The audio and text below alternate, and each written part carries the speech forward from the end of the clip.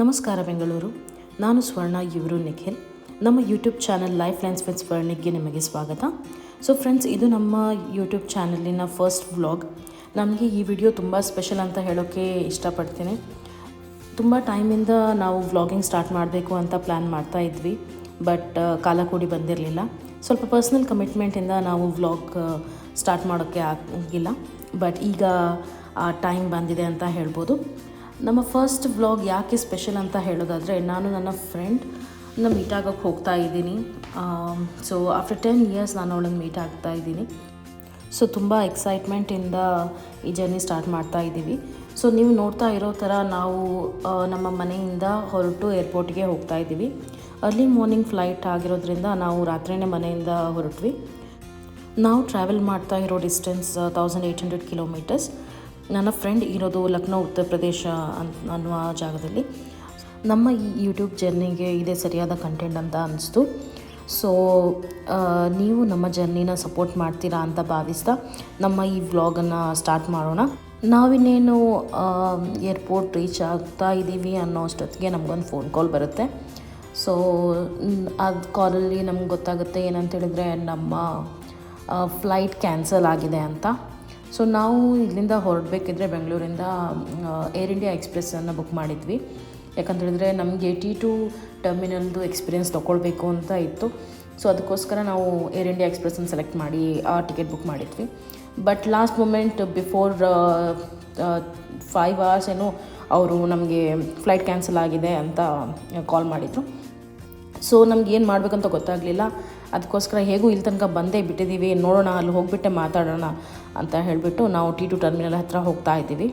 ಈಗ ನಾವು almost airport reach ಆಗಿದ್ವಿ. So ಇನ್ನೂ ರಿಟರ್ನ್ ಹೋಗಿಬಿಟ್ಟು ಇದು ಮಾಡೋದ್ರಲ್ಲಿ ಏನೂ ಅರ್ಥ ಇರಲಿಲ್ಲ.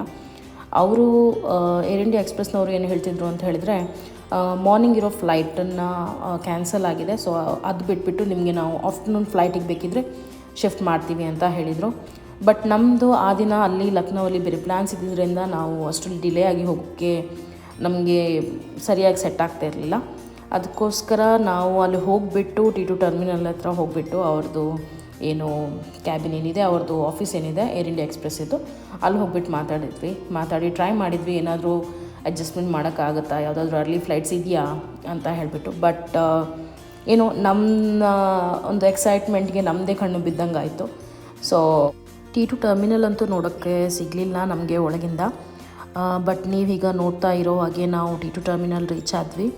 ಎಷ್ಟೊಂದು ಸುಂದರವಾದ ಒಂದು ಆರ್ಕಿಟೆಕ್ಚರ್ ಅಂತಲೇ ಹೇಳ್ಬೋದು. ತುಂಬ ವೆಲ್ ಪ್ಲ್ಯಾಂಡ್ ಆಗಿ ಮಾಡಿದ್ದಾರೆ. ಬಟ್ ನಮಗೆ ಈ ಟೈಮ್ ಆ ಆಪರ್ಚುನಿಟಿ ಸಿಕ್ಕಿಲ್ಲ T2 ಒಳಗೆ ಹೋಗುವಂಥದ್ದು.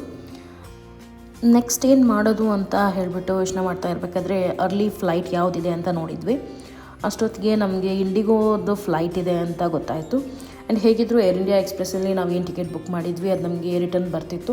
ಸೊ ಅದೇ ಅಮೌಂಟಲ್ಲೇ ನಮಗೆ ಇಂಡಿಗೋ ಸಿಕ್ತು. ಸೊ ಇಂಡಿಗೋ ಬುಕ್ ಮಾಡಿಕೊಂಡು, ಯಾಕಂದರೆ ಅದು ಇಂಡಿಗೋ ನಮಗೆ ಇನ್ನೂ 1 hour ಅರ್ಲಿನೇ ಇತ್ತು. ಸೊ ಅದಕ್ಕೋಸ್ಕರ ನಾವು ಅದೇ ಬುಕ್ ಮಾಡಿದ್ವಿ. ಈಗ ನೀವು ನೋಡ್ತಾ ಇರೋದು ನಾವು T2 ಟರ್ಮಿನಲಿಂದ T1ಗೆ ಏನು ಶಟಲ್ ಸರ್ವಿಸ್ ಇದೆ ಅದನ್ನು ಹತ್ಕೊಂಡು ನಾವು T1 ಹತ್ರ ಹೋಗ್ತಾ ಇದ್ದೀವಿ. ಇಷ್ಟೆಲ್ಲ ಆದಮೇಲೆ ಇನ್ನು ಆಗೋದೆಲ್ಲ ಒಳ್ಳೆಯದಕ್ಕೆ ಅಂತ ಅನಿಸ್ಕೊಂಡು ನಾವು T1ಗೆ ಬಂದು ರೀಚ್ ಆದ್ವಿ. ಸೊ T1ಗೆ ಬಂದ ಕೂಡಲೇ ನಾವು ಏನಾದರೂ ಸ್ವಲ್ಪ ಸ್ನ್ಯಾಕ್ಸ್ ತೊಗೊಳ್ಳೋಣ ಅಂತ ಡಿಸೈಡ್ ಮಾಡಿದ್ವಿ. ಯಾಕಂತೇಳಿದರೆ ಆಲ್ಮೋಸ್ಟ್ 1 o'clock ಆಗಿತ್ತು, ಮಿಡ್ನೈಟ್. ಸೊ ಸಬ್ವೇಗೆ ಬಂದು ಸಬ್ವೇಲಿ ನಾವು ಪನ್ನೀರ್ ಸರ್ವನ್ನು ಆರ್ಡರ್ ಮಾಡಿದ್ವಿ. ಈಗ ನಮ್ಮ ಜಸ್ಟ್ ಆರ್ಡರ್ ರೆಡಿ ಆಗ್ತಾ ಇತ್ತು.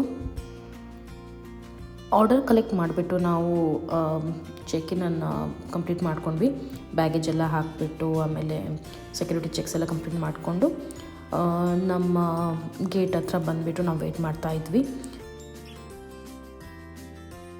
ಫೈನಲಿ ನಮ್ಮ ಬೋರ್ಡಿಂಗ್ ಟೈಮ್ ಬಂತು. ಸೊ ನೀವು ನೋಡ್ತಾ ಇರೋ ಹಾಗೆ ನಾವು ಈಗ ಬೋರ್ಡಿಂಗ್ ಗೇಟಿಂದ ಒಳಗೆ ಹೋಗ್ತಾ ಇದ್ದೀವಿ. ಸೊ ಫೈನಲಿ ನಾವು ಇಷ್ಟೆಲ್ಲ ಅಡ್ವೆಂಚರ್ ಆದಮೇಲೆ ನಮಗೆ ಫ್ಲೈಟ್ ಸಿಕ್ತು, ನಮ್ಮ ಪುಣ್ಯ. ಆಮೇಲೆ ಫ್ಲೈಟ್ ಬೋರ್ಡ್ ಮಾಡಿಬಿಟ್ಟು ಲಗೇಜೆಲ್ಲ ಸೆಟ್ ಮಾಡಿ ನಾವು ಕಂಫರ್ಟೇಬಲಾಗಿ ಕೂತ್ಕೊಂಡ್ವಿ. ಸೊ ಇನ್ನೇನು ನಮ್ಮ ಜರ್ನಿ ಸ್ಟಾರ್ಟೇ ಆಯಿತು ಅಂತ ಅನ್ನಿಸ್ತು.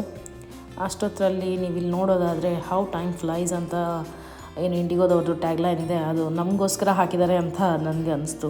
ಯಾಕಂದರೆ 10 ವರ್ಷ ಹೇಗೋಯ್ತು ಅಂತಲೇ ಗೊತ್ತಾಗಿಲ್ಲ.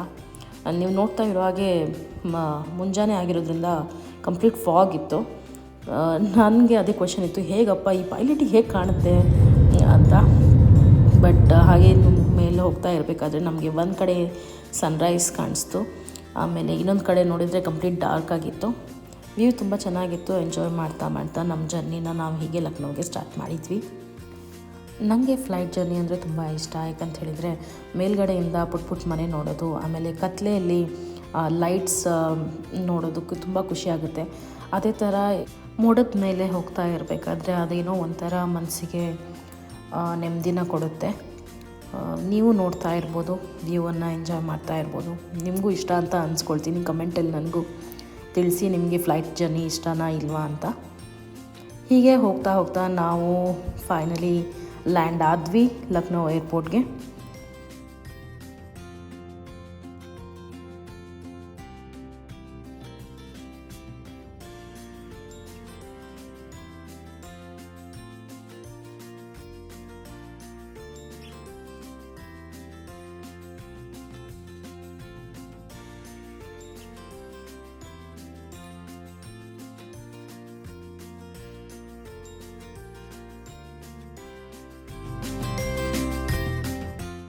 ಲ್ಯಾಂಡ್ ಆದಮೇಲೆ ನಾವು ಬ್ಯಾಗೇಜನ್ನು ಬೆಲ್ಟಿಂದ ಕಲೆಕ್ಟ್ ಮಾಡಿಬಿಟ್ಟು ನೀವು ನೋಡ್ತಾ ಇರೋ ಹಾಗೆ ಲಕ್ನೋ ಫೇಮಸ್ ಟ್ಯಾಗ್ಲೈನ್ ಅಂತಲೇ ಹೇಳ್ಬೋದು, ಮುಸ್ಕರಾಯಿ ಆಪ್ ಲಕ್ನೋ ಮೇ ಅಂತ.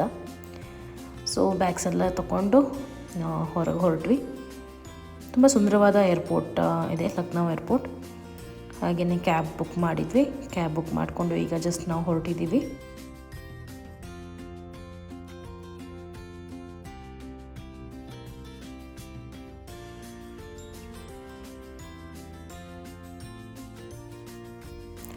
ಕೊನೆಗೂ ಆ ಮೂಮೆಂಟ್ ಬಂದಿದೆ ಅಂತ ಹೇಳ್ಬೋದು. ಫೈನಲಿ ನಾನು ನನ್ನ ಬೆಸ್ಟ್ ಫ್ರೆಂಡನ್ನು ಆಫ್ಟರ್ 10 years ನಾನು ಇಲ್ಲಿ ಮೀಟ್ ಆಗಿದ್ದೀನಿ. ನೀವು ನೋಡ್ತಾ ಇರ್ಬೋದು. ಅದು ಒಂಥರ ಖುಷಿ, ಅದು ಹೇಳೋಕ್ಕೆ ಆಗಲ್ಲ. ಯಾಕಂದರೆ 10 ವರ್ಷಗಳ ತನಕ ನಾವು ಹೇಗೆ ನಮ್ಮ ಒಂದು ಫ್ರೆಂಡ್ಶಿಪ್ಪನ್ನು ಮೇಂಟೈನ್ ಮಾಡಿದ್ದೀವಿ ಅಂತ ಇಬ್ಬರದು ಈಕ್ವಲ್ ಎಫರ್ಟ್ಸ್ ಇರ್ಬೋದು ಆ ಒಂದು ರಿಲೇಷನ್ಶಿಪ್ಪಲ್ಲಿ. ಯಾಕಂತ ಹೇಳಿದ್ರೆ ಬರೀ 21 ದಿನಗಳ ಕಾಲ ಅಷ್ಟೇ ನಾವು ಒಟ್ಟಿಗೆ ಇದ್ದಿದ್ದು 2015. ಬಟ್ ಆ 2015ಇಂದ 2025ವರೆಗೆ ನಾವು ನಮ್ಮ ಒಂದು ಫ್ರೆಂಡ್ಶಿಪ್ಪನ್ನು ಹೇಗೆ ಬೆಳೆಸ್ತಾ ಬಂದಿದ್ದೀವಿ ಅಂತ ನೋಡೋಕ್ಕೆ ನಂಗೆ ತುಂಬ ಖುಷಿ ಆಗುತ್ತೆ. ಆ್ಯಂಡ್ ಫೈನಲಿ ನಾನು ಅವಳನ್ನು ಮೀಟ್ ಆಗಿ ಒಂದು ಟೈಟ್ ಹಗ್ ಕೊಟ್ಟೆ. ನೀವು ನೋಡ್ತಾ ಇರೋ ಹಾಗೆ ಎಷ್ಟು ಖುಷಿಯಲ್ಲಿ ಇದ್ದೀವಿ ಅಂತ ನಿಮಗೆ ಕಾಣಿಸ್ತಾ ಇರ್ಬೋದು. ಸೊ ಇದಷ್ಟೇ ಅಲ್ಲ ಫ್ರೆಂಡ್ಸ್, ಈಗ ನೀವು ನೋಡಿದ್ದು ನಮ್ಮ ಈ ಜರ್ನಿ ಜಸ್ಟ್ ಲಕ್ನೋ ತನಕನೇ ಇತ್ತು. ಸೊ ಈಗ ಇನ್ನೂ ನಾವು ಲಕ್ನೋವಲ್ಲಿ ತುಂಬ ಎಲ್ಲ ಪ್ಲ್ಯಾನ್ ಮಾಡಿದ್ದೀವಿ. ಆ ಪ್ಲ್ಯಾನೆಲ್ಲ ನಿಮಗೆ ಇನ್ನು ಮುಂದೆ ಗೊತ್ತಾಗುತ್ತೆ. ವೀಡಿಯೋಸ್ ಬರುತ್ತಾ ಇರುತ್ತೆ, ನೋಡ್ತಾ ಇರಿ, ಲೈಕ್ ಮಾಡಿ, ಶೇರ್ ಮಾಡಿ, ನಿಮ್ಮ ಅನಿಸಿಕೆಯನ್ನು ನಮಗೆ ಕಮೆಂಟಲ್ಲಿ ಹೇಳಿ ಸಪೋರ್ಟ್ ಮಾಡಿ. Thank you for watching. Bye.